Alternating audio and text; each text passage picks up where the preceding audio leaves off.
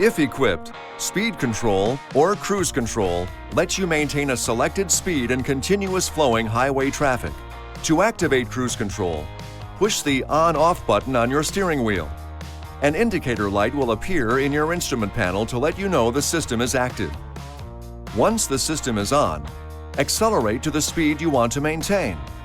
Then, push and release the Set Plus or Set Minus button to set the speed. Take your foot off the accelerator and the vehicle will cruise at the speed you've selected.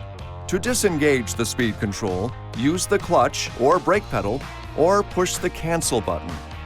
These actions will not erase your set speed memory. To resume your set speed, push and release the Res or Resume button. The Resume feature can be used at any speed above 20 miles per hour or 32 kilometers per hour. You can adjust your set speed with the Set Plus or Set Minus buttons. Push and hold these buttons to increase or decrease the set speed.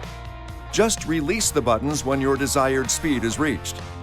Tap the buttons to change speed in 1 mile per hour or 1 kilometer per hour increments, depending on the mode your speedometer is in. Tap 3 times and your speed will increase or decrease by 3 miles per hour or 3 kilometers per hour.